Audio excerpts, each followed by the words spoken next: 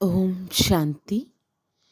இன்று அறிவோமா ஆன்மீக பகுதியில் எதிர்மறை ஆற்றலின் பரிமாற்றங்களின் சுழற்சியை உடைத்தல் பகுதி 1 பற்றி பார்க்கலாம்.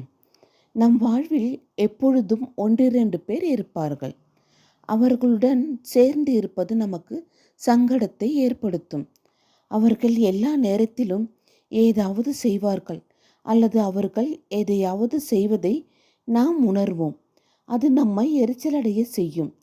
மற்றவரின் இயல்பிற்கு வெறுமனே இடமளிப்பதற்கு பதிலாக சில சமயங்களில் அது அவரின் நோக்கமாக இல்லை என்றாலும் மீண்டும் மீண்டும் அந்த இயல்பை அடிப்படையாக கொண்ட அவர்களின் செயல்களால் நாம் வலியை உணர்கிறோம்.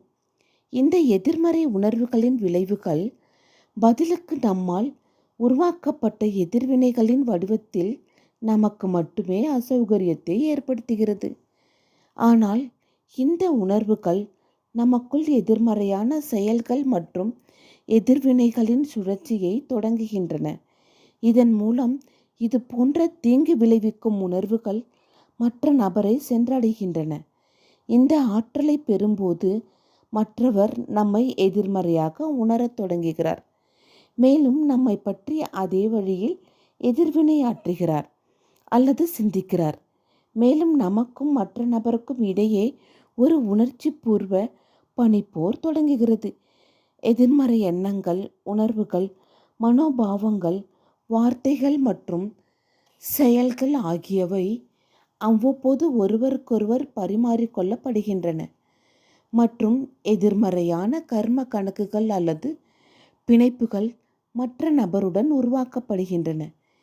இந்த எதிர்மறை கர்ம கணக்குகள் மேலும் மேலும் வலுவடைந்து கொண்டே இருக்கின்றன.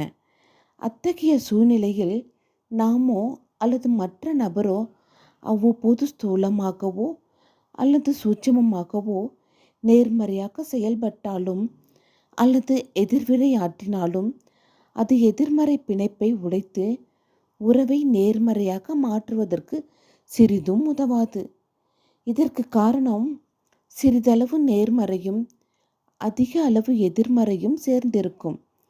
அதனால் என்ன செய்ய முடியும் என்றால் எதிர்மறையை சிறிது சிறிதாக நீர்த்து போக செய்கிறதே தவிர அதன் விளைவுகளை முழுவதுமாக அகற்றாது.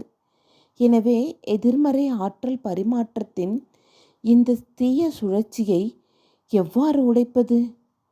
அதற்கான சில வழிமுறைகளை அடுத்த சில நாட்களின் செய்திகளில் விவாதிப்போம். ஓம் சாந்தி.